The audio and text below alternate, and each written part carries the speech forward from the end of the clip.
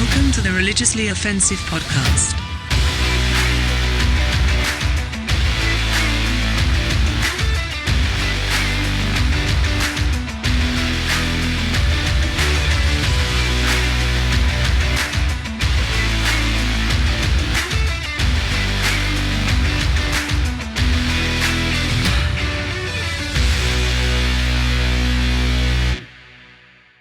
For like 4:45 today. I love that. Okay. And boys, What was the... So how many we got languages some options. can you say thank you in? Over, under 6. Just off rip, what do you think? I mean, I think I got 4 at best. JJ, you think he can get 4 or you think you can get more? I think maybe more. Ooh. You could? No. Oh, me? Either. If I could do more than that? Yeah. Could you beat 4? Maybe. I mean, let's figure it out. Let's I mean, do how it. many we got? All right. Count we them got, off. We got thank you, gracias, Well, this isn't like... konnichiwa.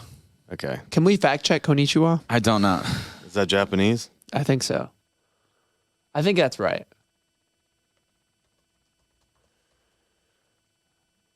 I'm pretty sure that's right. It writes it in Japanese. I know. I'm like, how to say thank you in Japanese? Oh, it's those symbols, clearly.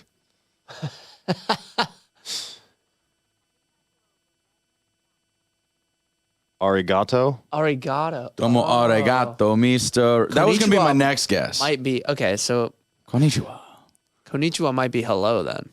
Oh, yeah. So you're domo down to 3. arigato. You're down to 3. I would have gotten that though if I knew if someone was like konnichiwa's not it. All right, I'll give I it. think, I knew, I think we I can knew still count that. gracias, Arigato. obviously. Thank you. Does that one count? We'll count it. Thank you, English. Yeah. So you got in Spanish and English. All right, so we're Yeah. gonna We'll give technically you count- arigato. Yeah. Okay, because that was gonna be my second guess. That's 3. Guten Tag, is that German? That is not. That is not. I know how to say it in German. Is Danke? That is correct. Sie Deutsch. Danke.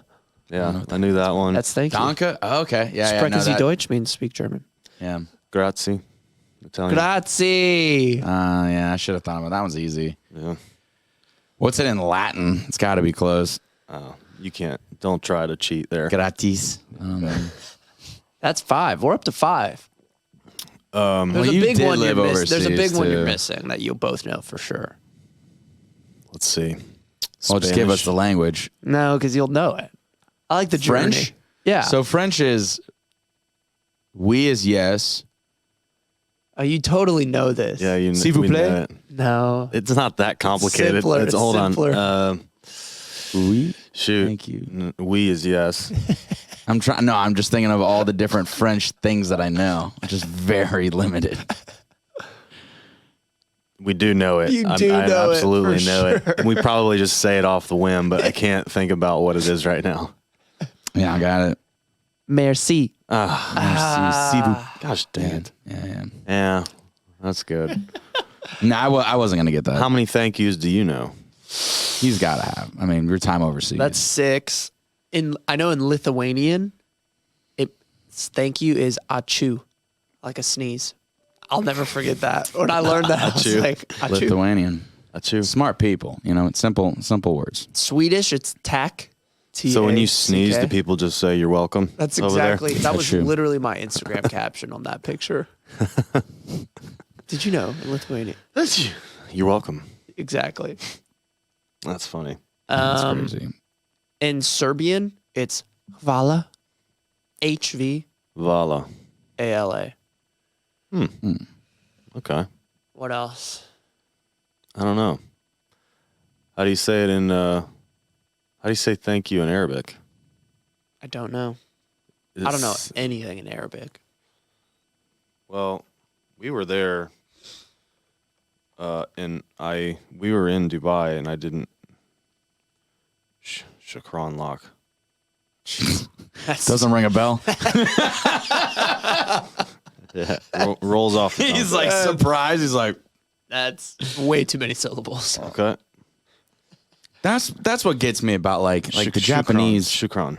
I don't know, Like, Yeah, but it's funny. It's like I don't even. You look at their symbols, and they just it doesn't make. It's just like Chinese, like Japanese symbols. Yeah. Like I mean, Arabic just doesn't make sense to me. and So they're tough. they go right to left, right? Arabic. Right. Yeah. Yeah. Well, then there's like the language that Jesus actually spoke back in that day, which is Aramaic, Right. which is even separate from that, and that kind of Aramaic, is that still Latin language? I don't know. I don't think so. Hebrew's not, Because but yeah, Hebrew and Aramaic I think are similar. they are similar. Okay, it's based on Hebrew. A lot of those I don't know which came first. The But I just chicken or the remember they egg? thought the dialect that he actually spoke when he would have been here. Yeah, And I was telling you the other day, I need to do a little more research on this, but supposedly the Dalai Lama claims that he has evidence and tons of like evidence, or I don't even know it. I guess it's just historical writings or accountings that Jesus spent. A lot of people think Jesus spent like upwards of like 10 to 12 years in that whole part of the world before he started his like official ministry at the age of 30. So I guess that would have been like India and what I don't know. like he traveled there for something. And Yeah, then they came back.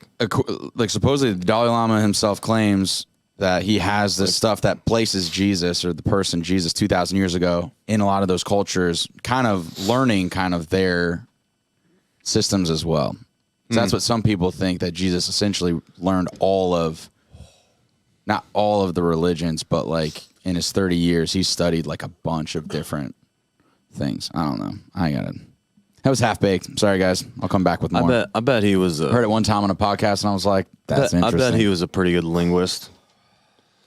I bet he was Jesus. well versed. Yeah. Interesting. When you were in Ireland, did you hear Gaelic? No, it's a dead language. No one speaks it. So Yeah, I had sorry, I a friend sniffed really loud on the mic session. just now. I gotta But show you the video. What happened is like so there we did talk to some people about Gaelic over there, and what they like there was one lady that said it's like it's a dead language, Right, but there are people in the countryside that still speak it. right, But it's more of a it's more of a it's like a novelty. Right, So right. people do it just to keep it alive. It used Yeah. to be like 15,000 people spoke it, and then because of this stupid the lady was like annoyed about it because it's complicated to have Gaelic as part because it's still on every road sign. Oh wow. So you have English and Gaelic. Oh, okay. So it's like there's still like it's like they pretend it's a duality when in reality so few people speak it. Oh, she was annoyed that it's still a thing. It's still around. Yeah. Oh, wow. Yeah. Because you can imagine there's people who are just like, all right, just stop it. Like Yeah. it's as if America had some like dead language that people were just keeping alive for the sake of it, which they absolutely would. 'Cause Right. that's the way Americans are. Right. But it would just so it's like people in the outskirts will speak it. We did hear some of it. Like It's nuts. but I had to ask like you'd have to ask someone to speak it because no one's just out there speaking it. I had this friend in college. He played tennis. I listen to a lot of Enya randomly, and she sings in Gaelic a lot. I have this video saved. Have you ever heard? You ever listen to Enya? No. I don't know who that is. You would know some of her songs probably. You know the sail away, sail away, sail away. You heard that? No, but I. Okay. We'll All have of this just makes me think of like you'll have to hear the it. Luck of the Irish Disney movie. So I had a friend, and like you know how you count and you get to the 30s in Irish or in Gaelic. Bro, it is the funniest. Okay, I just got to play this video into the mic. Just the way the words sound. Yes, listen to him. Nice.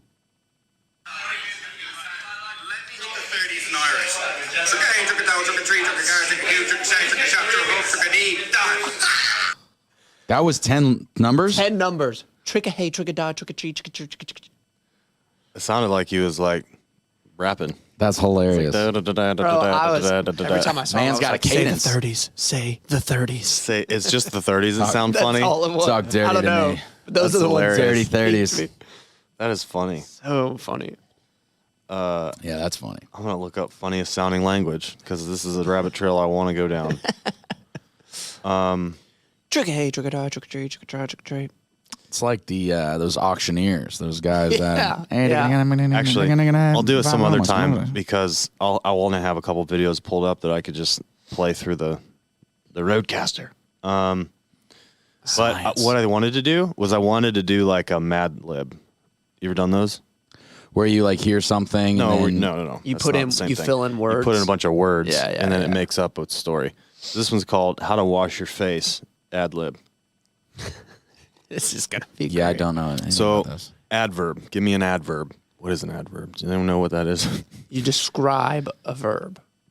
Hold on. Let me just make sure. Quote me on it. Quote me on it. Isn't it like quickly? Like really big. Like, really isn't it- would be LYs mostly. It's like quickly. right. He suddenly word phrase ran. that 'Cause ran would be modifies- the verb, but suddenly would describe how he ran. That's exactly so right. adverb, adjective of a verb, essentially. That's exactly right. Grammar. Yes. So Yeah, I wasn't even an English guy. all right. So give me an adverb then. All right. Let's Quickly. make it hilarious. That's too basic. Hilarious. Hilariously would be an adverb. Hilariously. Vigorously. Oh, Okay. Vigorously. I like where this is going. Or There's is that a only one verb? direction. No, it nah, can't it would vigorously describe ran. the Yeah. action. Only go Yeah. one direction. Noun. Corey. Liquid. He went hard right away. Liquid. All right. We're all thinking of semen right now, but Nah, I guess I'm we can't thinking of. there. oh, okay. I was going more like Obviously, you just acid, don't like wanna something say that it would out loud. dissolve a body. Acid? Was kind of where I was going. I like that. Acid. Liquid acid. I don't know what the technical term. I was thinking of something that would just Hydrochloric acid. yeah, HCl. something that could just dissolve a body. Yeah. Hydrochloric Body dissolvable. Doing a little research here. acid. Acid. A verb? Acid's good. Yeah. A verb. Obliterates. Obliterate. Yeah. Is that a verb? Yeah, It's You're hard like, to use. Though. yeah, sure. You might need an ED. Obliterated. No. no, because that would be like the stat of it. To No, a obliterate verb. would be the verb. A verb obliterate. is an Action. action. Yeah. To obliterate, yeah. To destroy. that. Yeah. Yeah. Is that not it? Okay, We can find another that's one. fine. Obliterate. It sure counts. It'll just not make a not sense a little bit, just like that sentence I just said. A number. 352. Justin thought way too long. Yeah, I'm like, it's a freaking number. Bro. 3/4 of yeah. No, it's gone too deep. All right. 9 and 3 Noun quarters. plural. Chickens. Okay. Croissants. Verb. Another verb. Another verb. Yeah. Guys, this is not tough. If Gabby was here, she'd be nailing it right now. I miss Gabby already. So Swam. swam is it? That's past tense, Swim. right? Swims. Does it matter? Swims. Swim. Yeah. Based on the Swam? subject. Swim? it was- Yeah, but if you're like, I'm Context. picking tough verbs. okay, swim. We'll do swim. Okay. Adjective. stinky. Stanky, preferably. Stanky. With an A, yeah. Let's do stanky. Noun. I know. A poop. A poop. Make sure the A is in there. A single I poop. did. A single poop. Noun plural. A poops. Noun plural. Yeah. So I kind of want it to be outlandish. Are you trying to Bean fit bags. it on brand? Bean bags. I like jackhammer. that. Oh, okay. Plural. You said though. Yeah. Bean bags? Yeah. Throw an S on that thing. Dags. You like Dags? That's from Snatch. You ever watch that? Snatch, Guy Ritchie? Oh, no way, really? No I idea. know nothing. Yeah, I got no. nothing. Oh no! Lock, stock, Sorry, and two till they smoking had- barrels. I'm sad. Do you like Guy Ritchie? You're sad you haven't heard of it? No, I don't know that. No, but I totally forgot Andrew Schultz's new stand-up. His special dropped last night, and I meant to watch it. And I was Is sleeping. Andrew, and that's different from the other Andrew you've been talking about, right? Schultz, flagrant guy. Schultz. No, but who's the other guy that said just like says whatever? the crazy dude. Oh, Andrew Tate. Andrew that Tate, buddy okay. is on another level. All right, an illness next. Something funny. Herpes or syphilis. Okay. Occupation. Oh, easy. Plumber. Or an underwater welder. I like that. But I like plumber too. It We're kind of both goes hand water. in hand. Yeah, water people, specialists. Okay. How about a rectal plumber? Now we're talking. That's okay. Is that too much? I'm not sure if that's an actual occupation. Okay, we're trying too hard. Rectal Sorry. plumber? Like a male porn star? I'm sure. Yeah. Oh, like someone who gives enemas. That would be good. I don't know what that is. Yeah. Enemist. I don't know if that's a thing. I think just doctors do that. Body part, plural. Cojones. Like has to be. That's good. Fair enough. Beanbags. Another body part, singular. Baby toe. Nostril. Baby toe. That's sorry. He had it first. Dang it. I do like nostril. In order to wash your face vigorously, you must wet your Cory in warm. This is so dumb. You must wet your Cory in warm hydrochloric acid, then obliterate it across your face 352 times. This will wash off any remaining chickens. When you are done, you should swim the cloth in stanky water to clean it. You should also wash your face with a poop. There's double A. Yeah, that's big. To keep it smooth and shiny. This will also keep away bean bags. Okay. Those are important. Don't worry. It is normal to experience syphilis the first time you try this. Consult your plumber if you break out in cojones. This works well on your baby toe too. That's funny. Some of it, like Totally worth the journey. Oh man, you just wet your Cory in hydrochloric acid and then obliterate it across your face.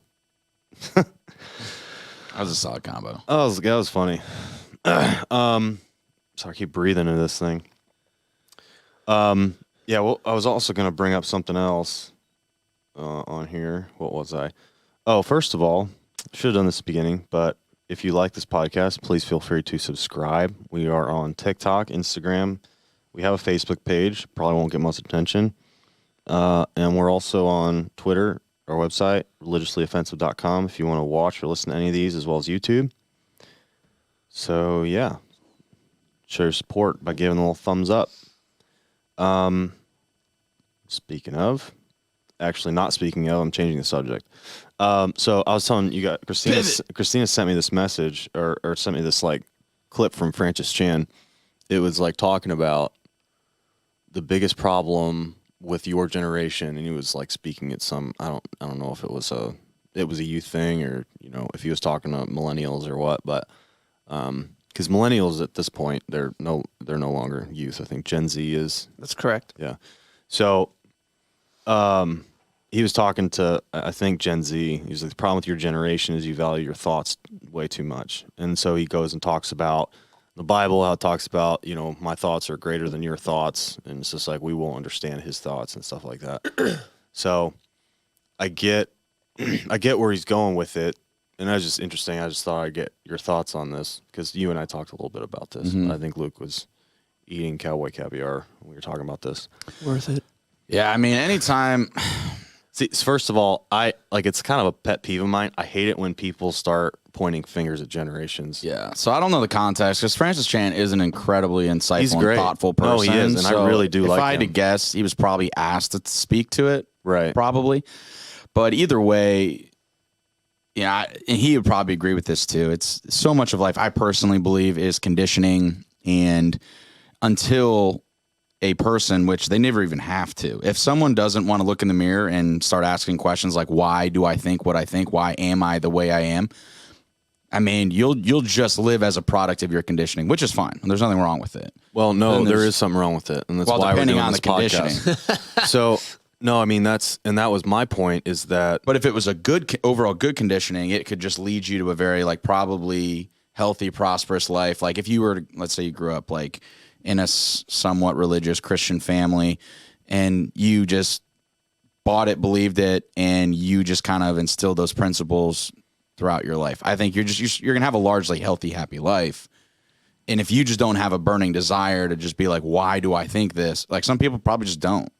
I'm on the opposite I think end of you that could see spectrum, that. but- I think you could see that, and maybe that person can live their own like blissful, ignorant life. I guess. I mean, I'm not trying to say that in a derogatory way. I'm saying that like legit. That's what Like, I said. you're just I mean, ignorant. ignorance is bliss is a saying for a reason. Right. So what I'm saying is, it's harm. It can be harmful to other people. You can be harming other people and you don't know it. You know, just like a lot of the stuff we've talked about just people just reacting and saying things based on their upbringing that really they don't even know why they say, and it just could be like they could be affecting other people in a negative way. Even if you're raised in a quote unquote good Christian home, you still have trash to navigate. Yeah. For sure. There's no such thing as a upbringing that leaves you to live a good, perfect life, Yeah. unless you do some self. And not that perfection is ever the goal, but My, there needs to be some self. I mean, because my thing is like I don't think. Well, there's not a big. the young people aren't encouraged to think. That's what I was going to say. And so that's like I think it's a rebellious thing. So Well, then all of a sudden thoughts turn against the people that raised them because they never encouraged like free thinking. Well, school doesn't design us to really be creatives. Like school designs us to be like obedient little Right. like cogs in the wheel. Yeah. Like we don't really inspire, and that's what we're seeing now with this revolution of the internet. It's like, dude, I mean, it's a hard thing because you're in a society. You need a lot of people to help make the society work, right? So you need a lot of like obedient worker bees on some level. But I think now maybe it's not a danger, but the realities of social media is we're so inundated with like, I mean, it's good and bad, but like with a lot of the negative stuff, like, cause the negative stuff gets the clicks, Yep. and then sex sells. So it's like most of what you're seeing on social media that's getting really pushed is either like bad things happening in the world or something hypersexualized for the most part. And so I don't know. I mean, we're so like inundated with these things or with like the problems of the world, but like we're not really like spending the time or the same amount of time like really considering or pondering like solutions to problems. Yeah. So we're just training ourselves to just be super like hyper, like we just point out like bad. Yeah. And there's just no And that's time really invested in, yeah. or like even with thoughts, it's like we've had this, like I just saw a stat the other day that was like Americans, I think the only other nation close is like Iceland, which was kind of random, but like per 1,000 people, the amount of people on antidepressants, I think we were at like 110 out of 1,000. So like over Iceland, 10%, and Iceland was like 107, which is odd. And then everyone else kind of fell You into figure the Iceland would be like more But like it's because of the like sun. Scandinavia. yeah, Like perhaps. Scandinavia, I mean, I believe like in a lot of these like Scandinavian countries, like Norway, Sweden, Denmark, they have like some of the highest like happiness rates or whatever. I've heard the opposite. Really? Just because the days, Well, the like the sun's up for like 2 hours, same with like cold and miserable. all what the they time. get in Seattle. Like the seasonal depression rates in Seattle are like way bigger because it's just dark, gloomy. Right. Like a lot of the It'd be year, it's interesting just to not know by sunny state. and comfy. Be interesting to know by state. I wonder like where Florida sits. Like just depression. Antidepressants. You Or, could like, you could use suicidal well you numbers. could use antidepressants as an indicator for all that. Yeah. So I'm curious. I am going to look that up. Let's see. But the difference is there's also obviously way more factors than just like the sun when you deal Well, with depression. The problem, well, part of the problem too is like you have certain people that are like when you're faced with depression, which I think most people experience levels of depression without even being really aware of it. Sure. I guess I heard a psychologist explain it one way, and he was basically saying, like, depression doesn't necessarily mean you're just like sad all the time. Right. One really easy way to tell if you're living in a depressed state is if like, do you ever just feel like you just need to unplug from everything and just hit the reset button? Like, do you just feel You know, like, it's crazy. does your soul feel tired? Right. I heard one person explain it like, like busyness is a condition of your schedule, but weariness is like a condition of your soul. So it's like, I just feel like a lot of people are walking around kind of in that like tired soul state because like, you know, we're just looking at the life we want to live constantly. And then we also have a whole separate actual life that we are living. Yeah. You know, through a screen or whatever it might be. That's interesting.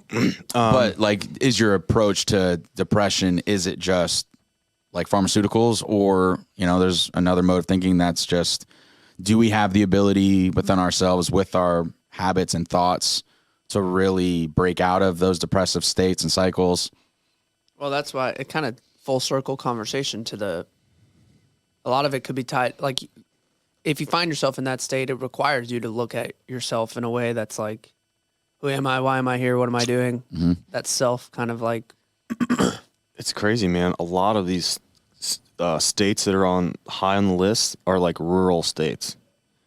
So like West Virginia, Kentucky, Vermont, New Hampshire, Maine, Iowa, Missouri, North Dakota, Indiana, Arkansas, Kansas, Louisiana, Michigan, Rhode Island, Massachusetts, Utah, Ohio. Is it purely the amount of people, or is it like a per capita number? It's a percentage.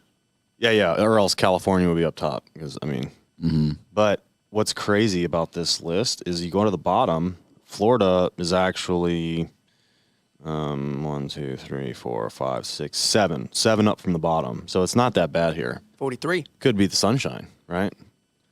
Well, right below Florida is New Jersey, which is weird. If I lived in New Jersey, I would be on some heavy antidepressants. Yeah, New Jersey's brutal. And then New York somehow is like low too. Weird. California. I'd expect California just because California's gorgeous. I mean, do you wonder too? Alaska Like, is low on the list. Well, that's interesting because Alaska is up north where it's really freaking cold. But it's so sick. But I just And feel like then those people are built different. They're just like, looks this so is cool. what it is. Like we're not Yeah, like maybe, yeah. like you don't Well, get aren't the sad days longer or there, too? depressed because you're just like, this is just what it is. The days are longer there. Well, I mean, Well, it depends on the time of year. yeah. So part of the year your days are super long, and part of the year days are super short. And as far Is it just the more exaggerated? Like, is it Yeah. like super short, like 8 hours kind of thing? it could be like a couple hours Yeah. of Oh, wow. sunlight a day. And then the other 'Cause way, it's once like, you're close to the pole, the way the Earth is like rotating, like the further you get from the equator, the more extreme like the amount of time and days. never and thought about nights. it. Look at you teaching me science. When I was in Sweden one time over the summer, it was like daylight at 10 p.m. Yeah, well, that's one of the things we were looking at going to Norway this fall. We're going to Scotland now, but we were looking. It was between Scotland and Norway. Suck at Norway. Well, you don't like Norway? I got no dogs in the fight. No, but I really want to go. I wanted to do like a snow like rally experience. I thought that would be sweet. They have like stuff where you can like With like snowmobiles and stuff? no like a car because rally is like huge in Scandinavia, like What's big that? time. So rally racing is like where you have like you just drive cars on like all terrain tracks. Like a race? Yeah. Oh, wow. Yeah, it's sweet. So they have like it's crazy. they have like rally cross, which is all together, and then they have rally like stage rally, which is what you'd see WRC like on the BBC if you ever watch that. Basically, it's like you're timed, and so like you run this course and like you run it with a co-driver, and they're sitting there like telling you, okay, this turn, basically 100 feet. There's 1 in 100 feet, meaning like a hairpin turn, like. And then 5 is kind of more of a gradual turn. So it's like they'll say like when jumps are coming up and all that, and then like so that you can basically come into that turn as hard as you can and know how to like Right. flip the tail around and drift around a corner. It's the dopest thing I Some ever veteran watched. maneuver stuff. It's That's the sweetest thing. It's like but us like on a golf people cart. people rallycross when they're like, like Mario Kart, 15, yeah. 16 years old. And like girls will do it, old people will do it, like young people. Like it's crazy. Like it's a multi-generational and like co-ed type thing. It's just cultural over there. It's just Which is you're so raised cool. in it. And then the other thing I wanted to see, like the fjords look gorgeous. Like that would be such a cool thing to see in person. And then I don't wait. What the what? fjords. I don't know what that is. I had to look it up too. He just says No, it so- like. Do you know what that is? No. No, so that's Most like of the time I just smile and wave. Go back. no, it's a river between two mountains. You know, a specific there's river. No. Well, no, it's just mountains on. Anytime you have mountains on both sides, fjord? and there's a river going through the valley of It's it. called a fjord. It's a fjord. Spell that. FJORD. Bang. So here, I'll show you a picture of fjord. Are there like famous fjords? Well, there's. I mean, Pick door number 2. in my Scotland? friend. I mean, look, like, Scotland. that's a fjord. See that? So like Lord of the Rings type stuff. Sure. Fjord. Yeah. So Just it's follow the river, dude. It'll just take you to the any elf river people. between two mountains. It's gorgeous, and there are a lot of them in Norway. So I want that's a cool thing to see. And then you can. Is that where There's a good time, like a Norwegian. good chance. Like it's not as touristy during the winter because because of the Brutal. weather. The Yeah. weather's cold. Yeah.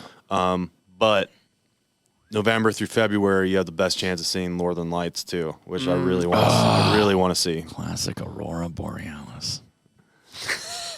It's a classic, yeah. Classic. So that, and then I also want to big on see the Balto Milky Way at as a some kid. point. But all you got to do is get somewhere.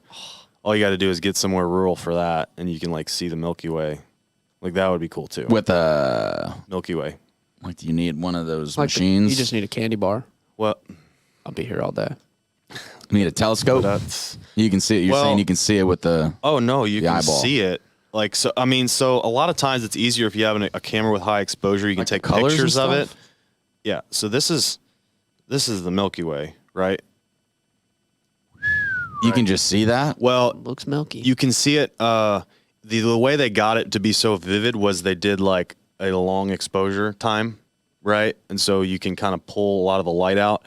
But yeah, there are certain places that as long as there's no lights around, you can see it. Yeah. No, I want to do it. That would be so crazy because I'm just dumbfounded when I see like stars in the sky, and I can look up and be like, "Frick, that's Venus, or that's Jupiter, or that's Mars." You know, you can even see get Saturn into all too. that. You can see Saturn; it's just dimmer.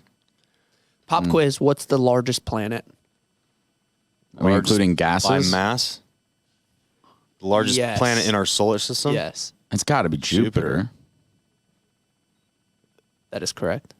I was like, "Is there a?" I feel like it's a trick question, but it's yeah. like Yeah. I need sure to the double check. biggest. I just wrote it the other day. No, but you know what? Is You know Pluto- what I is told? You know Pluto what I told out? Luke? You know what will blow your mind? I don't know if I've told you this before. Jupiter's correct. How long? Pluto is like out, right? Like They got voted off the island. we only have 8 planets now. Well, the problem is, I think they discovered like some of Jupiter's moons were bigger than Pluto or Right, something, right. and so they were like, well, if we count this, we got to like add all these. Well, yeah, but the moons orbit the planet. Doesn't Pluto still orbit the sun? I would assume. That's a good point. Yeah, they just made the definition of planet. Should we Google that? I don't know if they just changed it because of all the things they were discovering. I think there's other things that do orbit the sun that were bigger than Pluto or something. I don't know. The definition of Pluto's still planet. not a planet. A celestial body moving in an elliptical orbit around a star. Yeah, Yeah, this says Pluto is still not an official planet. yeah, because it's That's trash, dude. yeah. feel like- So is there a size definition there? No, Oh, it well. fits that description. It doesn't feel like a good enough reason. It's just like it's just too little. Because I know. guess do we have like comets and other like rocks that big orbiting the sun? So as far as planets go, okay, I'm about to blow your mind. How many? So like, how long does it take the Earth to orbit the sun once? Oh, you already asked me this, so I'll sit out. A year. Yeah. How many of our orbits? So how many of our years do you think it takes for Neptune to go around the sun?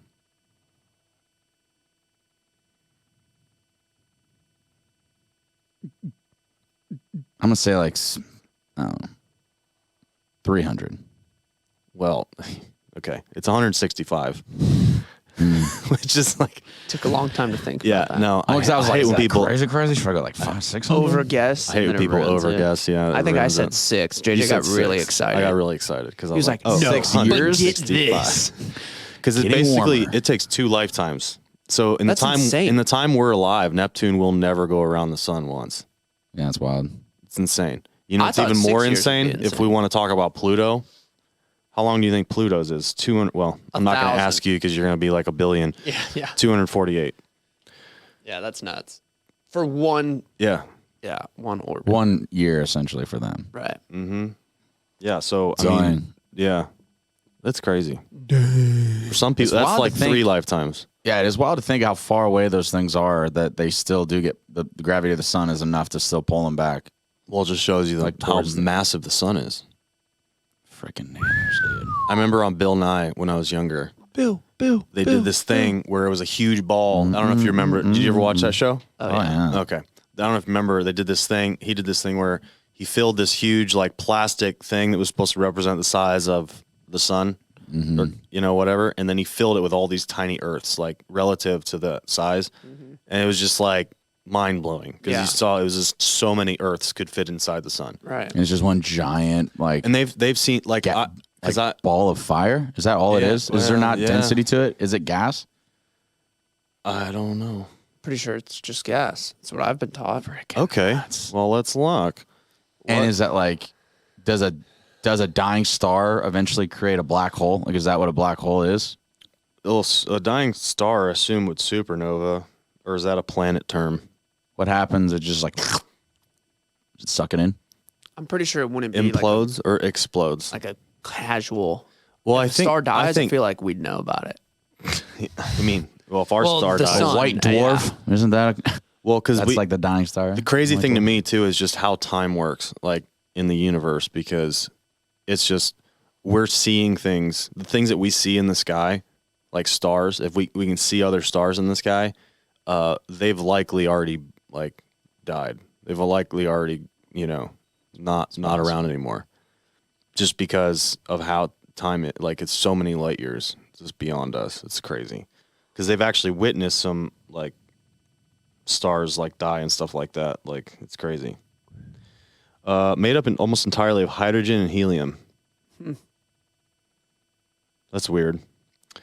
Not a solid mass. And I think isn't hydrogen the most plentiful like molecule in our atmosphere?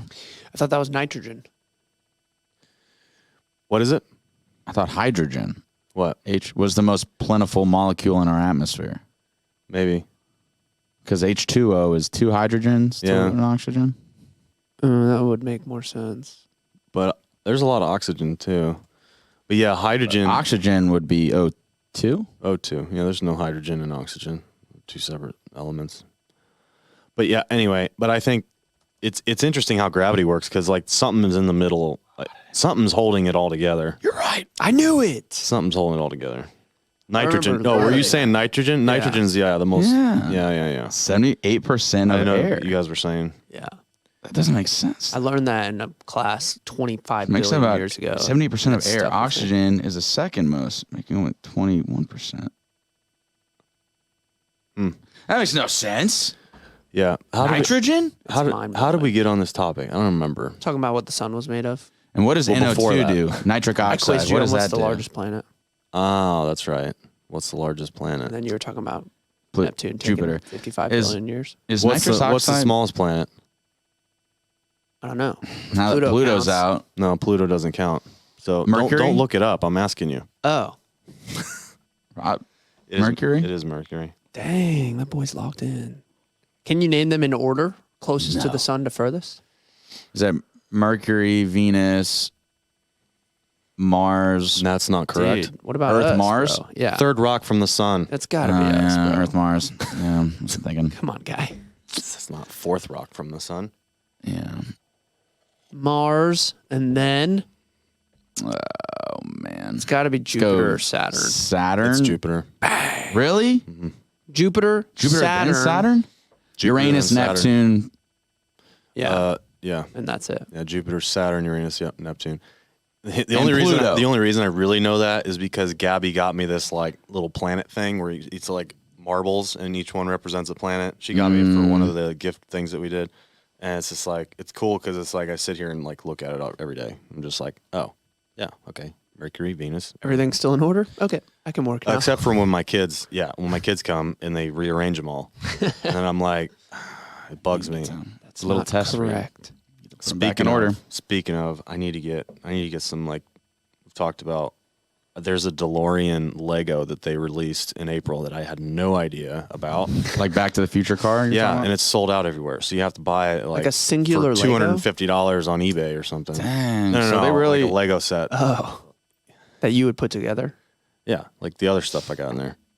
I'm into Legos, if you hadn't noticed. No, So you enjoy the building process, which I do. I would just buy the art of the finished product.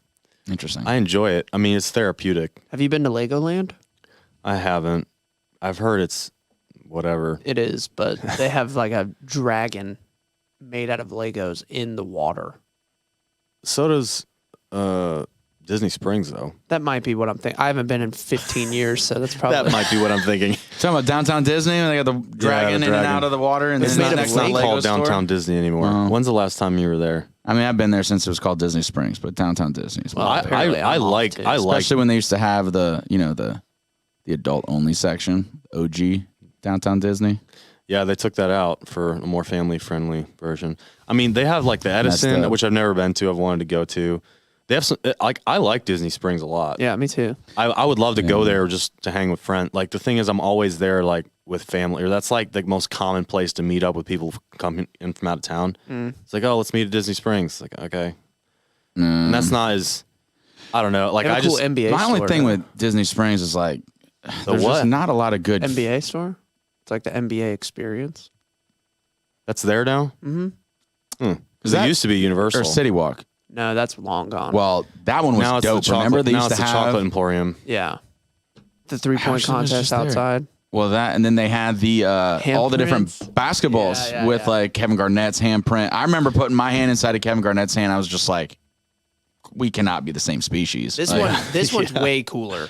It's like you could do like actual drills and compare your stuff to like Kyrie Irving and See, I remember going. They had an That's indoor cool. 3-point thing. yeah, they have that. Okay. Well, But you not say at they're City doing it Walk. outside. They have it at this new place. That's cool. It's pretty sick. It's obviously like they be taxing. It's crazy what they did with Disney Springs. How they just basically grew it. They also have Circus Olay there. And there's just Well, never is it enough back yet? parking. I don't know if it's back. because it's been closed for a long time. Do you think they intentionally don't have enough parking just so it They do. doesn't get overrun? They have parking. Disney Springs? Yeah. But you're always like Parking Yeah, garage? it just you just always can't. waiting for a spot in the parking garage. Well, or you can't driving always around. find spots in the lime or orange garages. So they have that one garage across the street. Oh, that one's always Sometimes open. you gotta go. Well, yes. I mean, I've never not been able to find a spot. You know what me and They have Sydney did surface one time? I parking just over always by go into Cirque du that Soleil one too. first They one. don't even have to park in the garage. There's surface parking usually available over by Cirque du Soleil. They have that Coke store where you can get like a little taster of Little Coke's flight? nationwide, like not nationwide, worldwide, of different like Like this is what- products Coke has in different countries. It's like mind blowing. Well, You they get, like, used to this have one that. from South Africa, and it's like you've never tasted it before. It's green. You're like, what is this about? Yeah, you know what's crazy is they used to have that. It's like a flight of soda. Well, they had this where you didn't have to pay for it at Epcot I like that. years ago. So you would just go in with, they'd give you a little like, Good old you know, days. fluoride cup, you know, and then you Right. go in and like try different ones, and they were pretty much all trash. Yeah. But it's crazy because it just shows the difference in like cultural, like your taste buds and Right. all that. it was So pretty cool. people have like a fancy for Malta. Like you've had that Malta? I don't know what that is. It's a malt beverage. It's basically pop, but it's just soda. Sorry. Wow. The But it's- northerner came out of you there. So it's basically, it's a soda, but it's like a malt, whatever. It's so gross.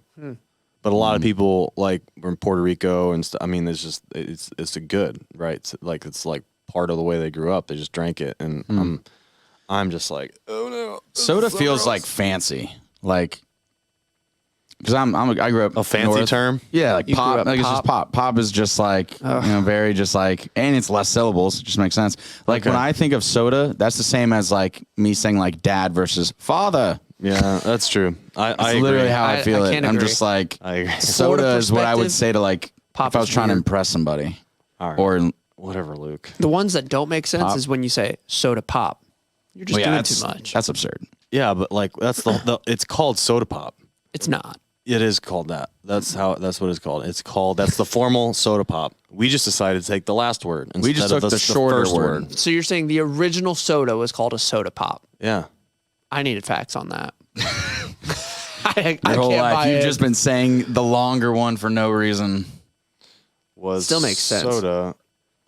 Because what's the difference between like soda? To me, characterizes it better than pop does. Pop is just a sugary Anything carbonated beverage. So is a seltzer a pop? But is that a soda? No.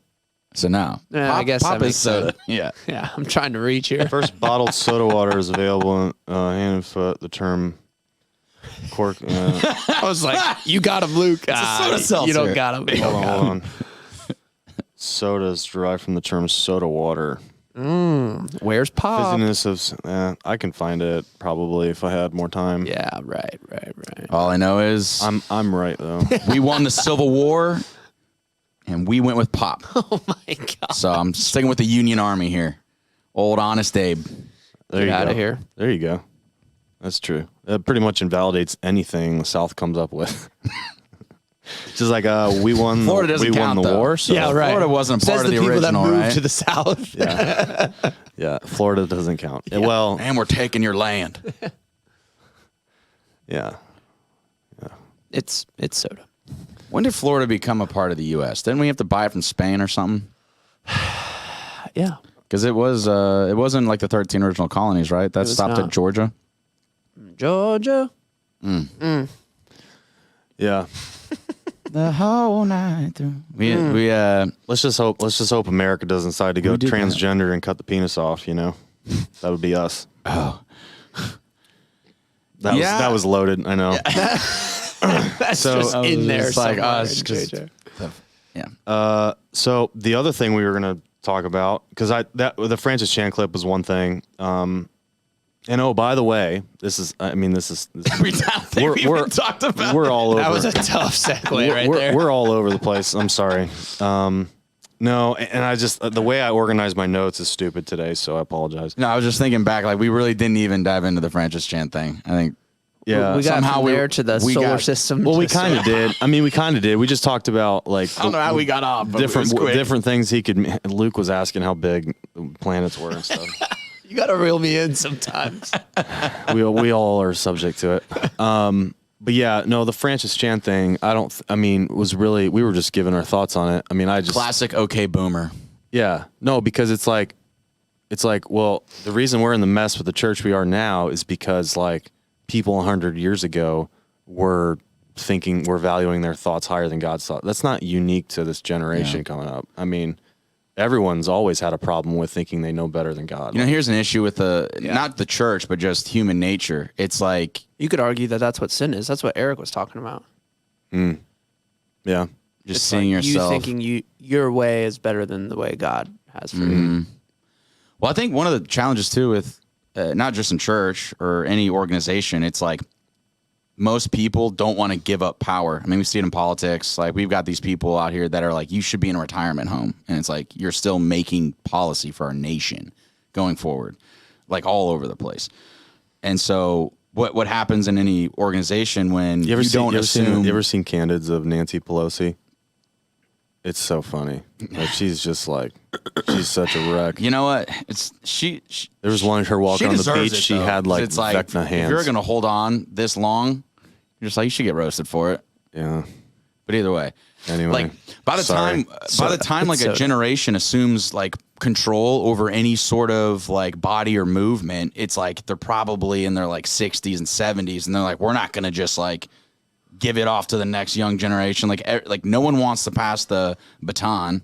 So it's like by the time anyone gets into power, you're just like, you're already too old to be doing this. But it's like, Well, here's the problem. I think whenever you have a job that you're never disqualified based on how old you are, it's like something about the job is like too easy. Like, I mean, you know, like especially stuff that's that important that like people, it's just so easy. So people just don't retire because they just want to keep making the money. well, that's a good point too. Because even in like a religious organization, like by the time you get to the top, you've been working your whole life, probably investing, Yeah. doing like the grunt work. Yeah, By the time you get to the top, you just kind of want to like chill and enjoy it, and you don't want to really do the hard stuff. Well, I would say human one of nature. the great marks of leadership is breeding leaders as you go. So like by Right. the time you get to that, you've already invested Right. in the next generation Right. to be equipped so that it never Well, it's like we just have, and I don't know a lot of the insides of a lot of organizations. The one I have like had a little more access to, it's like you can see that they are trying. Like they, and I guess this is a separate topic, just the whole like diversity hire thing. Like it's like, do we really think you should hire people based on sex or ethnicity, or should it purely be a meritocracy, purely on the merits and the work? I mean, I don't know. I think you need like to include perspectives of people who may, I mean, whatever. But like in a lot of these movements, we'll designate like one of our, like at least one person within our executive presbytery has to be like under 40, or like we need a woman, or it's like, I understand why you're doing it, but it's like at some point, if you really want to like get real about how to pivot and address like the current issues of the day, like most people on that team should be under 40. It's like, it's good to have like elders and people to like go to. Yeah, the problem is the elder boards, well, at least in my church anyway, I've had an issue with this forever, but it's all old white men. So literally there's no representation for young people. There's one guy in his like early 40s, but he's like, are those people voted in? I'm not going to judge, but it's just like, I feel like he's one of those, like, they have him just because he's like, I forget if he's Portuguese or something. He's foreign in some way. So it's like they checked that box with him. So it's like, and I feel like that's like their younger person, which is like, all right. So there's really no representation for younger people. There's no representation for women, no race representation at all. It's all white guys. So it's like everything becomes this fight because you have these very like traditionalists that, I mean, even one of them got caught, and it's just granted, like he took so much crap for it. But basically he said that, oh yeah, well, it's a position of the elder board that, we'll never have like, we're just not going to have women on the elder board. It's just like, we don't believe it's biblical or something like that, or something to that effect. Maybe not that direct, but he said something like that, and he got so much backlash. Like, and they actually had to like basically just not let him talk anymore because they were like, yeah, that's not our position, and they had to, because it got around that they said that. But it's just like people that are just traditionalists and just, think that like stuff never changes. And I mean, they're just, everything's a fight, so it's like, I mean, not like a brawl, but what I'm saying is like, everything is a challenge. Like when you talk about change, because the other part of our elder board that's difficult too, is the fact that like a lot of times the pastor has a big part in creating the elder board. So like he's gonna invite guys onto the board, on the elder board, that are gonna mostly agree with him. Well, part of the challenge, and that's not what it's for. You know? And I'm just not speaking to any specific situation, but anytime you have like, because are the boards? I've seen that though. So the boards are largely like voting on decisions like financially, right? No, the elder boards are just like also guidance, morally, really just guidance for the church, for the pastor, stuff like that. And it's accountability. Are most boards, are they like elected, or are they people that are they're appointed, or are they appointed? Okay. Some churches, the way they're structured, they have elected boards. Yeah. Because to me, it's like, I view it as like, we don't have elections, which is another thing I don't like. Yeah, like anything else, right? It's like the reason that the two-party system has probably worked for so long is you have certain people that really want to push the envelope, and other people that are like super hesitant because they're just like, hey, there's a reason that we're where we're at, doing the right things or doing something. It wasn't necessarily perfect, but like, let's not just throw the baby out with the bathwater kind of a situation. But like the weird thing for me, it's like the religious like aspect makes it uniquely challenging, because like, even if the majority of a church, and like, who are the members that get a vote? How do you even decide? Like, is it like the people that give, or is it technically people that went through like a membership class? Like, I don't know how churches do that necessarily, but because churches should be able to like, anything should be able to change quickly if enough of the people are behind it, right? Like in a similar sense with like the Constitution, it's like if enough people really believe this way, like we can amend the Constitution, but it requires a supermajority. Like if there's things happening inside the church. So that's what I think, that is a misunderstanding, that I think that like And like you said, he may have been like guided to talk about that issue. Francis Chan did. But that's one of the things that I think is a complete misunderstanding is that, like, I think that people think that people have these new ideas and they want to change the text or change the Bible. And that's not what people are trying to do. People are trying to better understand the Bible, the time it was written, and things that, like, may have been taken literally that now are a part of, like, these religious organizations that is, like, that can be poisonous or toxic for a congregation. So, but it's just like there are a lot of people that are just like you were saying, like some of the people that believe the Bible's perfect or whatever, and they're just they idolize that so hard that it's just like you're never going to have productive conversations with those people about it, about the translations and stuff. But it's just impossible. Like if you don't have a dedication to like actually looking at it in context of like the culture it was written for, the difference in our culture now. Like, and how do certain things? Because we even talked about it the other day. It's a slippery slope. I get it. Because like even in the New once Testament, you start saying like, okay, well this really probably means this, or this was meant to mean this, then you can say like everything is subject to debate, which is not a bad thing, because the rabbis all used to like argue over the meaning of the Torah all the time, and we've talked about that before, and so we've lost that. It's like we've lost an ability to do that. People get scared when you talk about like, okay, well, let's really wrestle with this text and see what it means. That's really what Bible study used to mean. You'd go through like stuff and like really like discuss like what it really means, you know? But now it's just like, I don't even see anyone like encouraging Bible study at all. It's like, come to Sunday mornings, study on your own, and then we'll see you next week. Like, it's just like, you know what I mean? Yeah. I mean, when's the last time you were ever like a Bible study where you debated the meaning of the text? Well, and even when we would go, you guys do that at all? There was like Sunday school. It's just like small groups people lead certain Bible studies. I've been a part of a few. Yeah. Part of the hard part too is like with most of our small groups, because we've done it in small groups before, but it's always like a random thing. It's never like we're gonna get together to. Well, one of ours was like the book of Luke for this semester. We're going to do this and it was cool because one of the pastors was leading it. So it was like, I guess, you can like, what is this about? And maybe this is more a macro kind of approach, but it's like when we do these things, we always have like a curriculum. And so it's like, this is what we're teaching, like what you were saying. So it's not so much a debate as it is like a lecture in terms of like, hey, this is what we believe, instead of like really going from an approach of like empowerment where it's like, why we're do we just believe encouraging this? people to not necessarily always see it the same way. It's kind of the whole like, you know, do you want to tell them or teach them what to believe or how, or like what to think or how to think, I guess. Yeah. And it's just like, no, and that involves asking questions, but that's not usually the questions that you usually get with those videos are not about like, why do we believe this, or why digging into like that how to think kind of phase. It's more of a, how does this apply to your life? Can you think of examples and, you know, something? That's usually where the questions go, which I hate the like video lectures with the questions, small groups.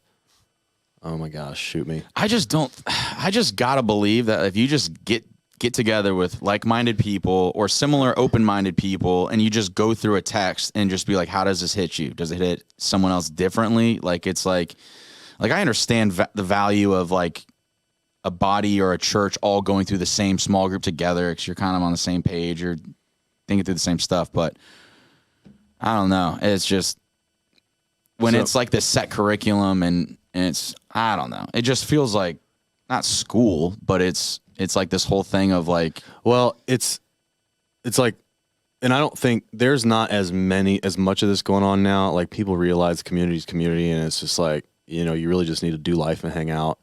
And it's like issues of the spirit or of faith or all of that tend to come out in conversation when you're comfortable with people. It's not that stuff you can force that like by week 7 or 8 of a small group. Like maybe you're comfortable with other people that you've been listening to these videos and answering these questions with, and you can open up more and fine. But the more genuine, in my experience, the more genuine small group or community is like just hanging out, getting close to people, and then all that stuff comes up, and it's like a random It's so random too. Like it's like the best conversations I've had about like theology and, you know, like the Bible and God and all that stuff are usually like at the bar or something. Mm-hmm. Like there's this bar called I'm not going to name it. There's a place that we go that me and, you know, some of the people I'm close with go after church a lot of times, like events or practices or whatever. It's right down the road, real cheap drinks, but they have one of those little like outdoor, you know, it's popular now to have like outdoor, like little artificial grass areas, some tables, some couches. The big, what's the game? The big, where you pull it out and you can't let it fall. What's the name? Connect Four? No. Oh, it's the, Jenga. Yeah, Yeah, they have giant Jenga. Giant Jenga, yeah. And then yeah, they have like Connect Four and Cornhole, Classic. you know, just stuff like that, right? It's getting more popular to have that kind of stuff.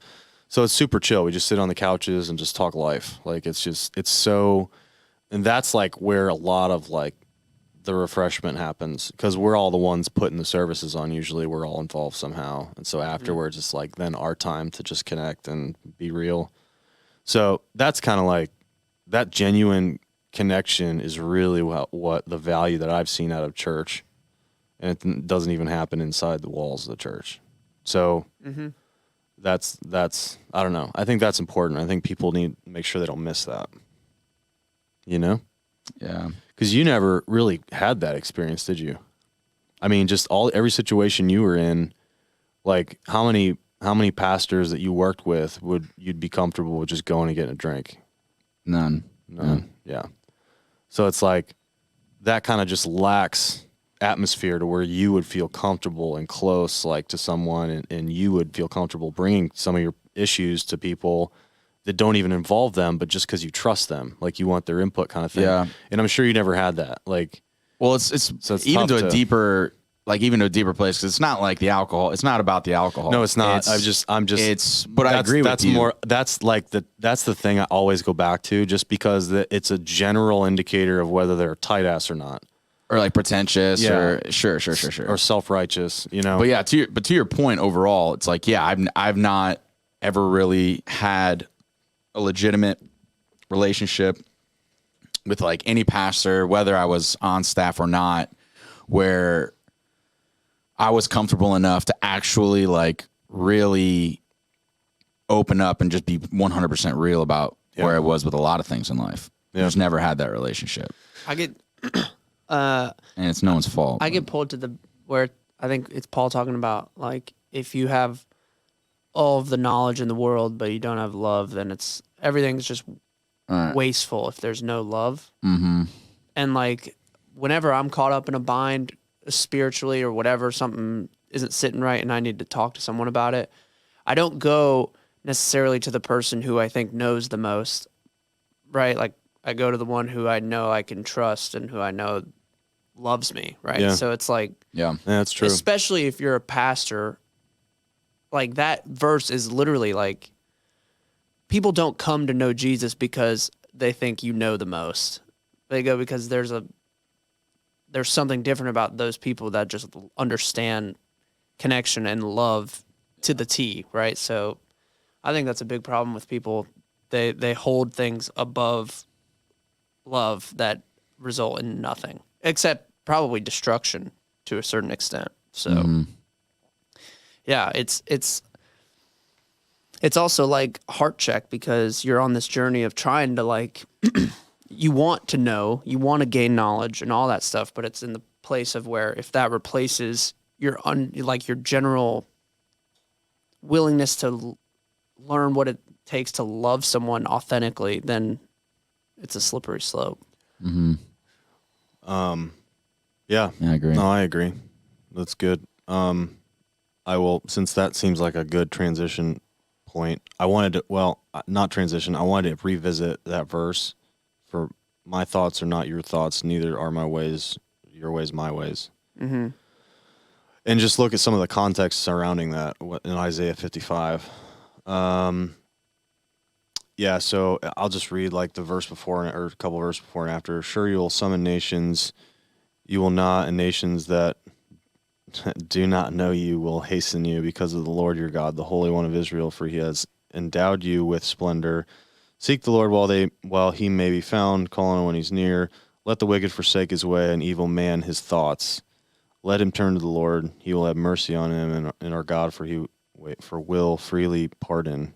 For he will freely pardon. I'm having a hard time today. For my thoughts are not your thoughts, neither are your ways my ways. As the heavens are higher than the earth, so are my ways higher than your ways, and my thoughts than your thoughts. As the rain and the snow come down from heaven, do not return to it without watering the earth and making it bud and flourish, so that it yields seed for the sower and bread for the eater. I mean, I don't understand that. Yeah. So I guess I don't. The wicked forsake the way, the evil man.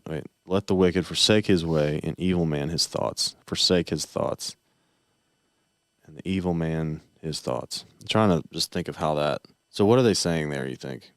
If any of you were paying attention. Hit me with it one more time. Sorry. 6 Time and sensitive 7? email. What was that? Are you 6 and 7 talking about? 7 and 8, and 8 was the main part of that we were talking about before, but then 7 I think provides a little context for it. I just think, like, what is the book of Isaiah like addressing to begin with?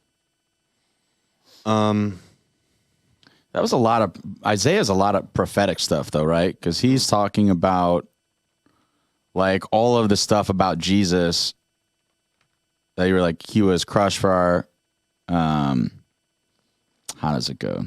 Punishment that who's brought he him peace talking was to? upon us, and by his So the wounds book we were of healed. Isaiah outlines Israel and the nation's coming judgment while pointing to the future hope of a new covenant and the coming Messiah. Who's it written to? Was this one of the ones that was written to like the Jews in exile or something like that? Is it talking about judgment coming and then the future hope? I don't remember. Okay. So written by the prophet, right? I mean, Isaiah was a prophet, obviously. His audience was to be identified as not the audience depicted in the book, a Judean community of the 8th century BCE, but an implied audience, a community for whom Isaiah in the 8th century BCE is a remembered and reconstructed past. Okay. That's totally not clear. As one of the most profound theological discourses dates from the... See, no one... This is this thing no one's talking about. Was written... Hold on a sec. The people who know this listening just be like... So, and then what were the verses that you were talking about? 55, and it was like 7 and 8 is what I was... And 8's really that one I was talking about. So, called to prophesy to the kingdom of Judah, whatever you consider the kingdom of Judah to be.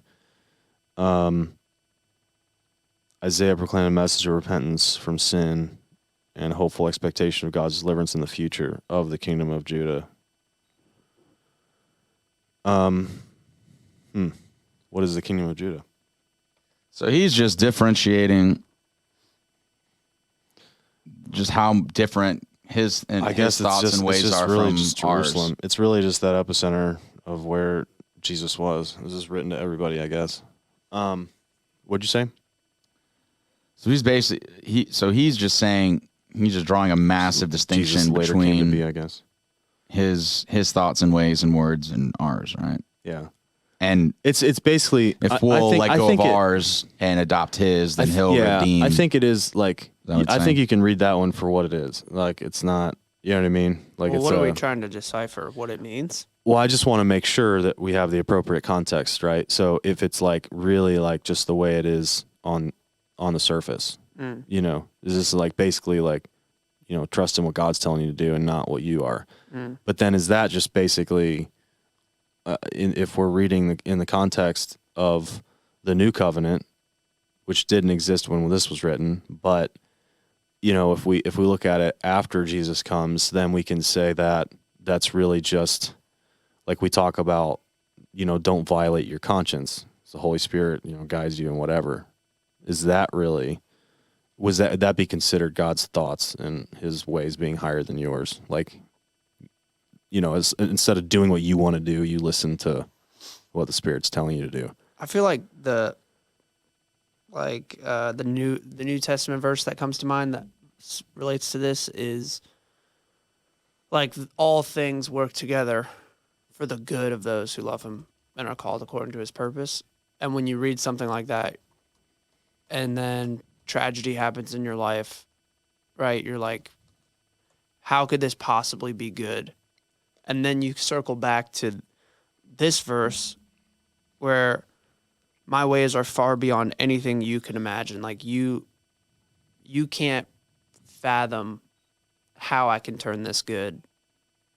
And it kind of leaves you in this place of like, I there's like a weird peace because I know that I'm unable to even understand how this can be good, but somehow, some way, it will be ultimately. Yeah. If you're And called according it's to his weird purpose. because it gets into that thing where you we talked about grieving and specifically related to tragedy. How is this Right. good?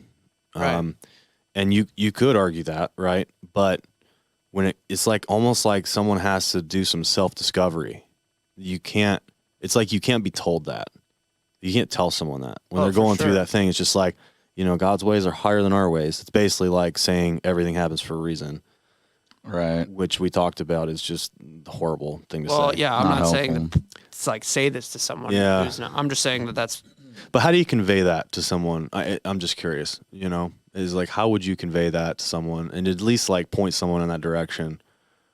yeah. I mean, I That is hard would because sit it's like, with them yeah, no, It that's comes all you back can to do. the It's just love. love. Yeah. That's all you can do. because at the end of the day, like if I look back at my life and the most tragic moments, now I can look back and see how it was used for good. Sure. And that's not the case for all things, but in the moment, if someone were to say that to me, I'd be like, dude, get out of my face. Right. But it comes back to that love verse for me. Like your role isn't to pound people with scripture. I was listening to someone the other day saying, what if, I think I might have mentioned it, but what if love was the goal? Like there was no goal to like have them understand why this could be happening or, there's no ulterior motive of like make them feel better.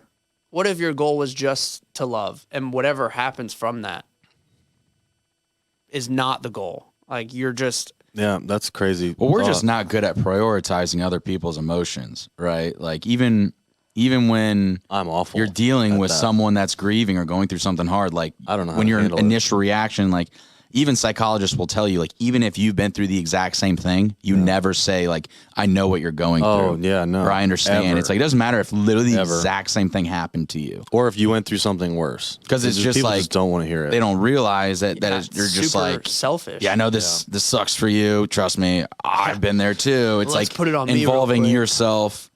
It's And it's crazy just because I've done it. constant- Oh, me I've too. done it so Me many too. times with people, and then afterwards, I'm just like, man, I just like missed it. tried to one up this guy's pain to make him feel better. Like I'm thinking, they're like, how in the world would I think that makes people feel better? But it's an instinct that we have. we just want to just want to fix we it. want to Yeah. exactly, Yeah. and it's like we don't want to, and maybe we're unaware. We don't want to take the time to actually like approach it with compassion and empathy, because like we've talked about it before. But it's like even the instinct, like I think it would just be healthy for everyone, like at least once a day, maybe to start your day, watch a video of like that's why I think Jay Shetty is one of the best like follows on social media, because all he does is like post like mostly inspirational, but it's a lot of just like those feel good clips of like a soldier coming home from war and surprising his kid, or like a baby like getting an ocular implant and being able to hear his see or mom's voice hear for for the the first time. I love those Stuff like videos. that. Yeah. But it's I like could watch those those all videos that day. make you want to cry. It's like Yeah. you could find them if you search for them, but it's like something in that. It just like I don't know what it does to you I think emotionally. my favorite internally. is the ones like where like babies like put on these special glasses that lets them see color or something like that, and they're just like, or like I watched one where like they hear for the first time, and it's funny because it's really uncomfortable like putting it on. Right. So they go from like this crying kind of hysterical state to just like Yeah. oh my gosh. yeah, And But those aren't the videos that So are getting insane. like pushed. Those aren't the things that go viral. Most people like know. wake up and they're just inundated with negativity and Hate. comparison and yeah. And so Monkeypox is going around. it's just so helpful. But like, Guard yourself. but look how like silly it is when something happens and someone gets emotional, how quickly someone will just be like, "Oh, don't cry." And it's just like, what do you mean don't cry? Like, it's just like, if they're being moved emotionally, because that's just human nature, people are just like, oh, don't cry. And it's like, no, man, freaking cry. Let it out. Feel it. Like, it doesn't have to be good or bad, no matter. But it's just like, why do we have this inclination as humans to just be like, don't show emotion? My daughters will cry. Like, Sullivan just has been getting real emotional lately, like, where you tell her that something's bad or not to do something. Her response is like to go in a different room and just start crying. And a lot of times I'll get frustrated with her because she won't stop or she's really loud, and I'm just like, stop crying. And it's just like, there's definitely a better way to handle that. But me being in the moment and totally non-empathetic, like there's times when I'm like, it's obvious that I need to cater to that emotion, and I do. But then like, I wonder how to be empathetic when you're trying to like be like, just stop freaking crying. Like, this is not a reason to be crying. But yeah, it's tough. I mean, on a smaller scale, that's like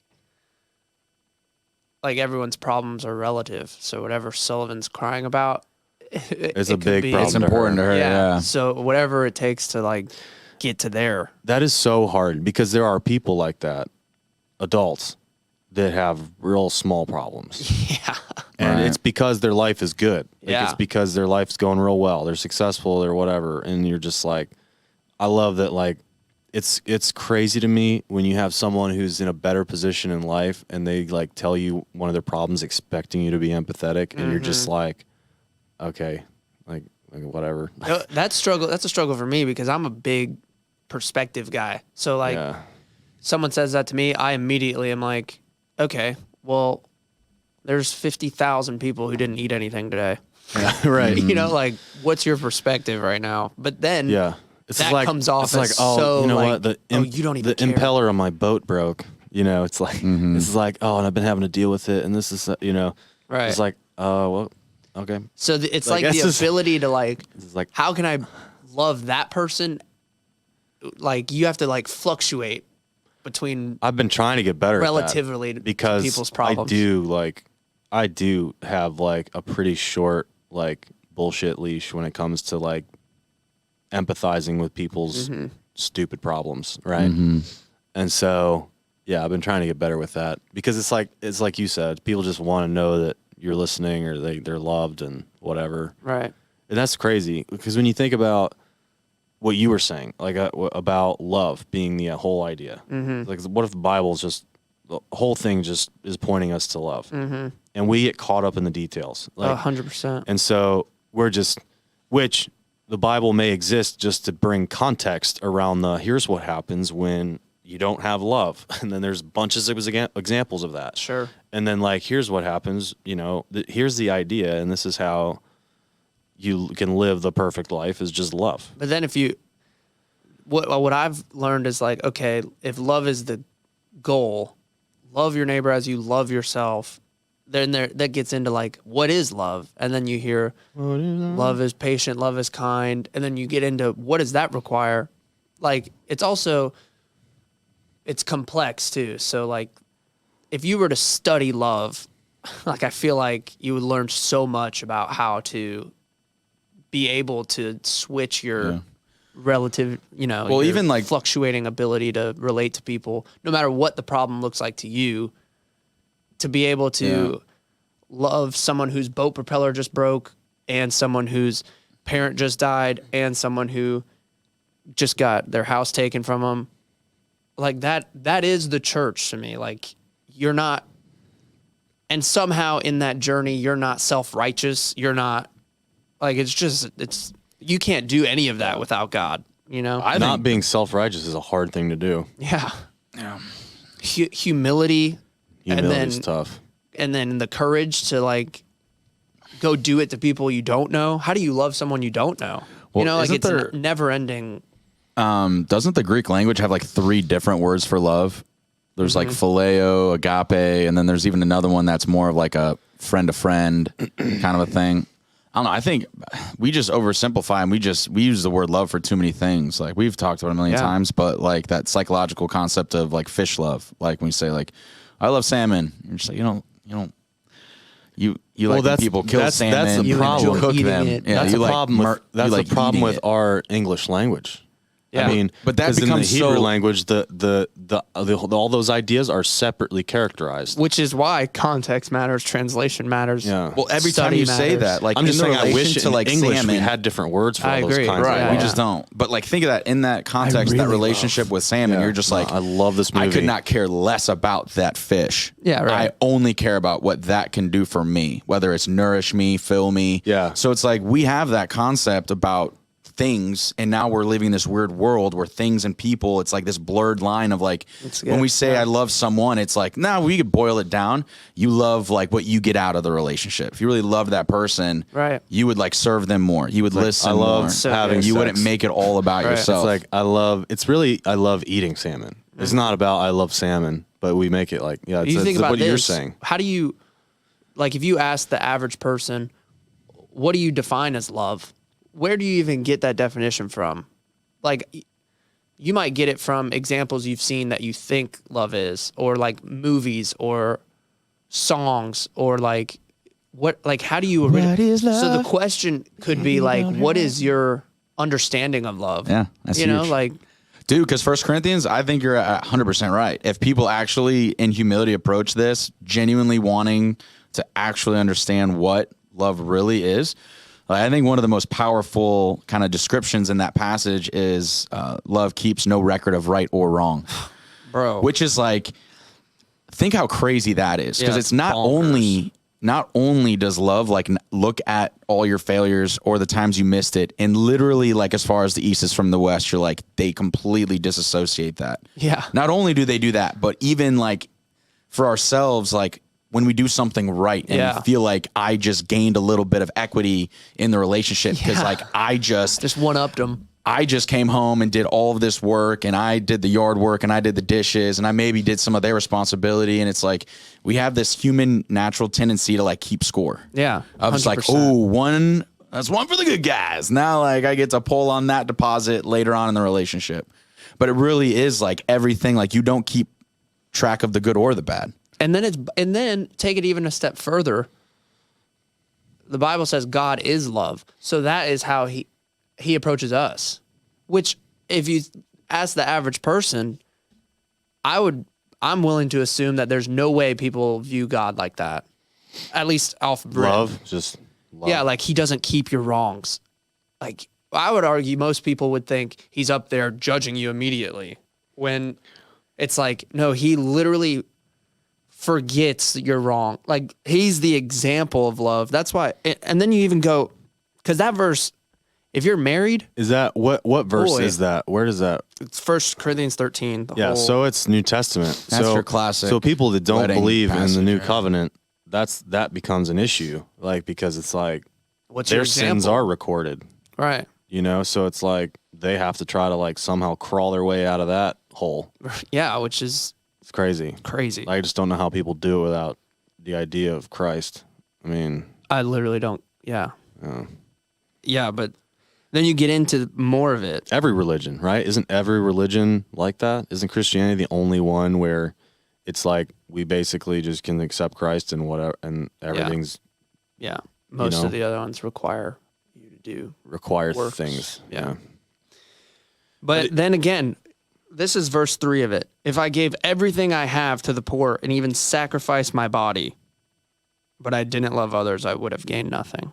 So even if you're super generous, but you don't love, like that's a possibility. I almost wish there was translation of the Bible that characterized love the way it was supposed to. Like it didn't, like, so in a place where it talks about love like that, it would say like deep affection or some other way of saying it rather than just love. Because we see, like, you could read the word and the word is technically going to mean the same thing in your mind every time you read it because you're not thinking of it any other way. Well, yeah, that's good. But the one 1 Corinthians 13:4 gets into, so the word won't change, but how you view the word might. Like when it talks about, I'm sure you've heard it a million times, but it's patient, it's kind, doesn't boast.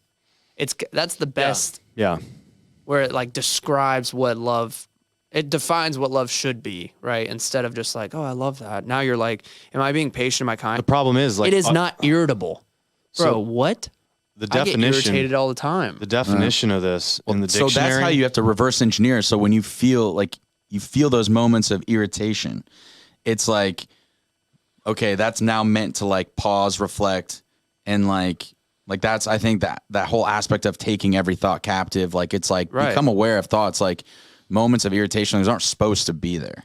Right. So then or you if like, they are there, it's an indicator. so that exactly, you're not. what is this telling me? And then it's like, what am I irritated about? Is it just because like I want the other person to hold up their end of the bargain, or I don't want to, like, what's it rooted in? I think when you want real life change, your ability to recognize that you're doing that is crucial. Like once you can see it, you can label it, you can Well, and heal it. if your partner is not also at that level and also dedicated, like you can't even bring these things up because then it's like brutal. It's brutal. you're gonna just you can't even have the right conversation, because I think that's why, like, probably why the Bible gets into the whole like unyoked with an unbeliever. Like as far as I understand it, it's talking about like yoking two oxen together, and it's like if those two oxen aren't on the same page, then like it's going to be a nightmare trying to plow that field. Yeah. Like, so it's like you have to be on the same page. And I think these are things that probably don't come up in most people's lives until later. Probably, I would say most people,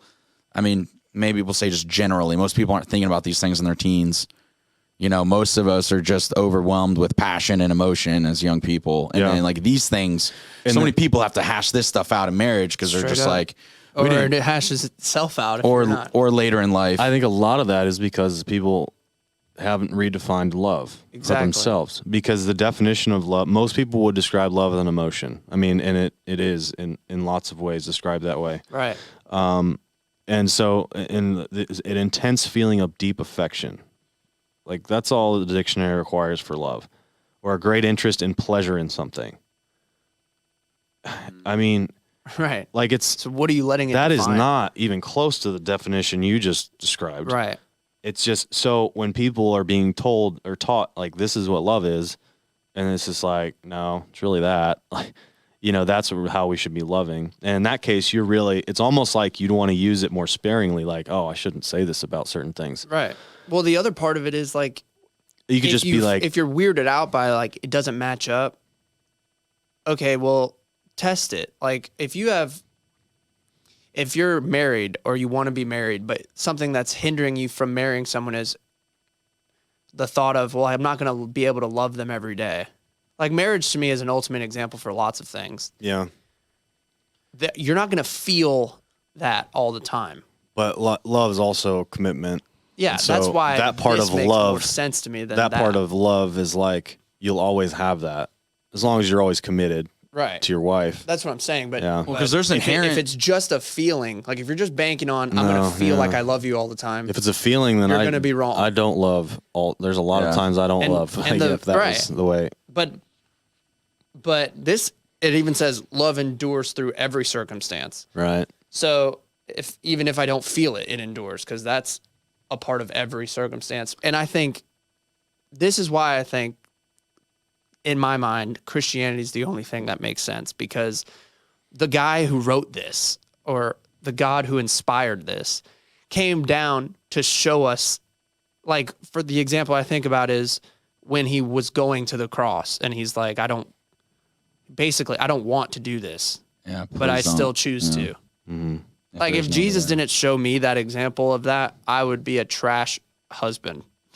And in a very condensed like version of what that means to me. Yeah.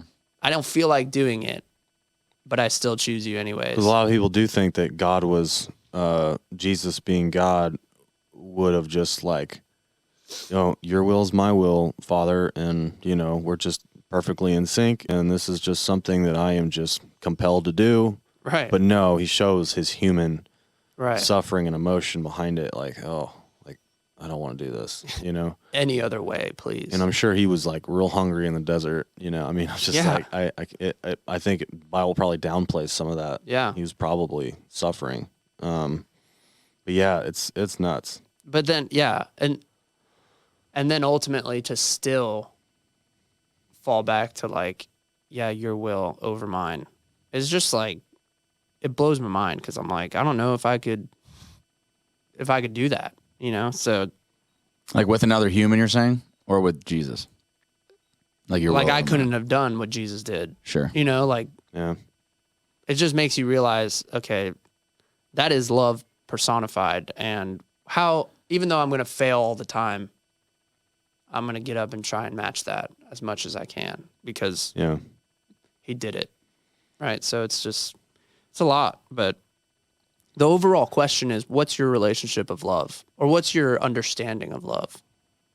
Because that can change everything. It's incredibly nuanced because there's a cooperative element to it where, you know, you have this dynamic of lovers or, you know, whatever. But then there's also a very individual aspect of it, which is like, I was reading through that 1 Corinthians 13, and right there, verse 11 says, when I was a child, I spoke about childish matters, for I saw things like a child and reasoned like a child. But the day came when I matured and I set aside my childish ways. Like, there has to be this commitment on every party involved in any relationship. Like when you talk about like if it really is rooted in love, where it's like we have to have the ability to like genuinely say like, was that something you said or did out of like where did that come from? Or did it come from like childish ways, from immature thinking, or patterns?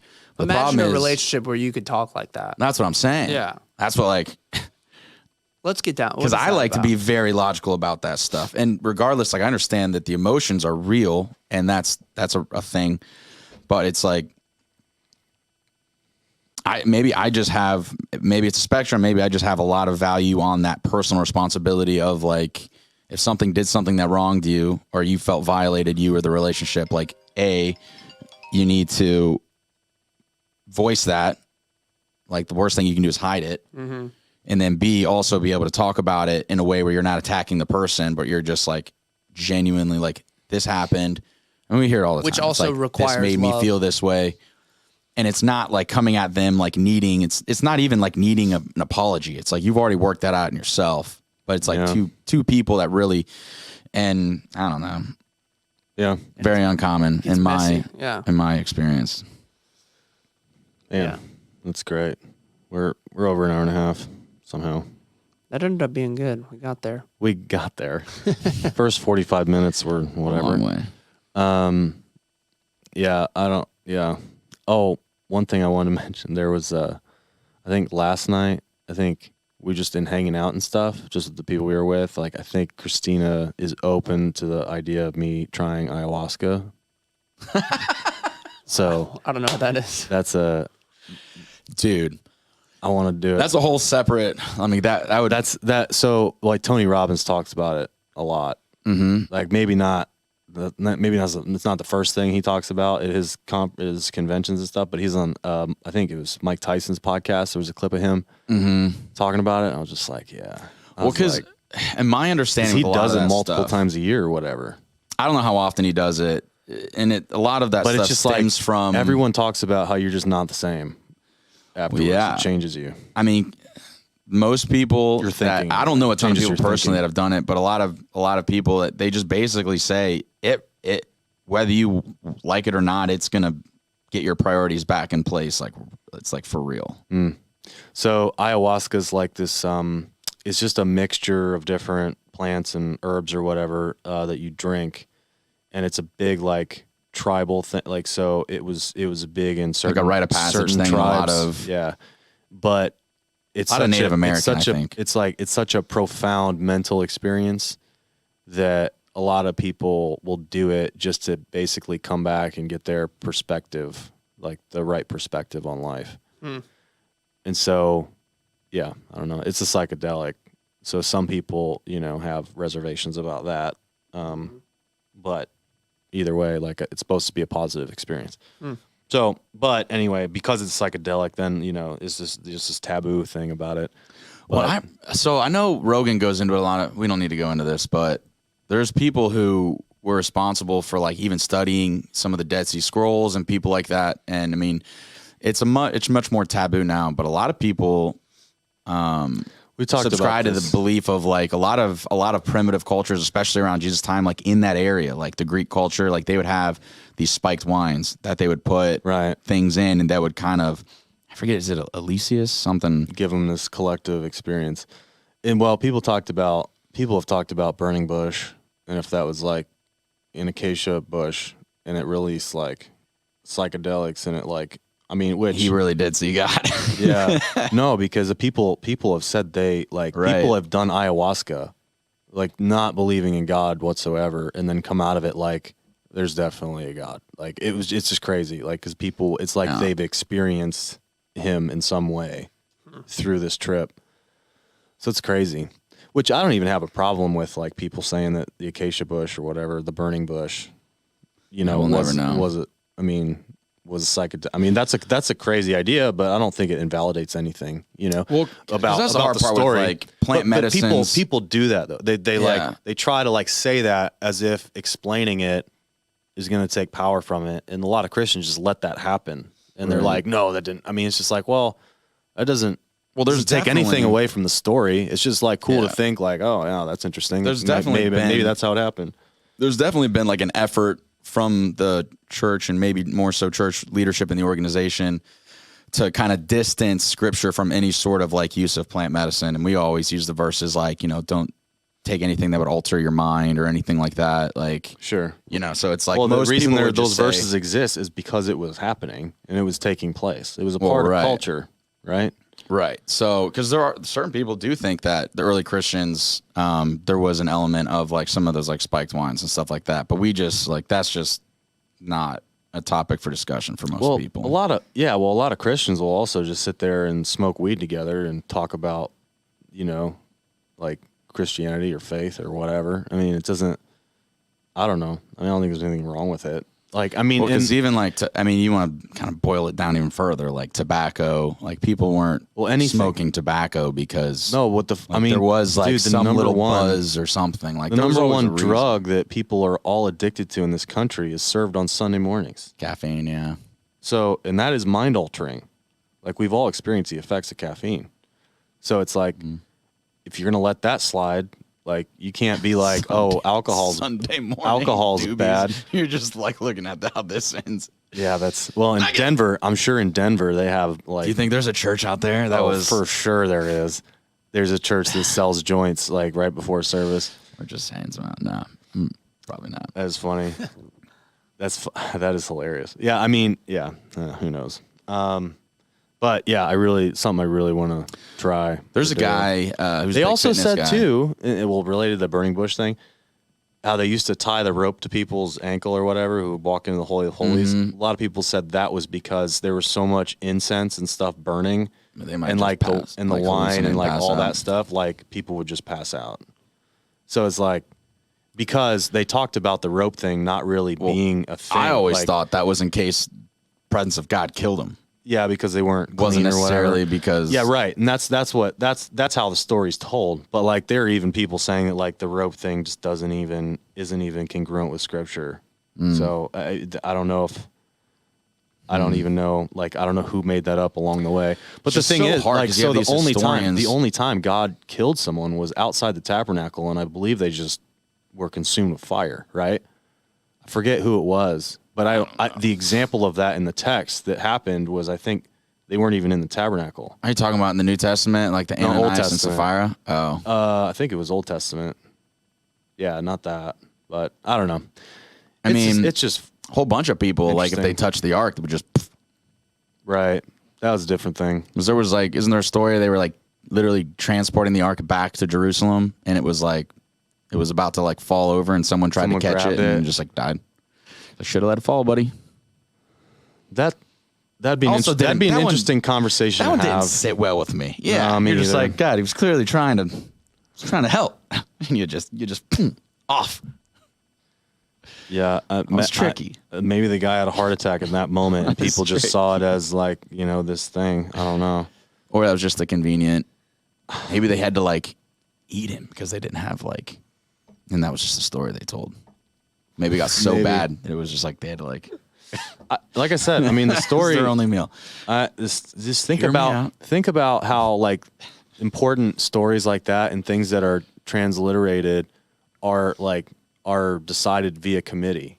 I mean, just like, oh, we shouldn't put that in there. Oh, maybe we should include this. Like, I mean, you can imagine, like, people edit like all the time before they post articles I mean, you got to imagine all that stuff was happening back then. For sure. So it's just like, we won't include this part of the story. We'll include this.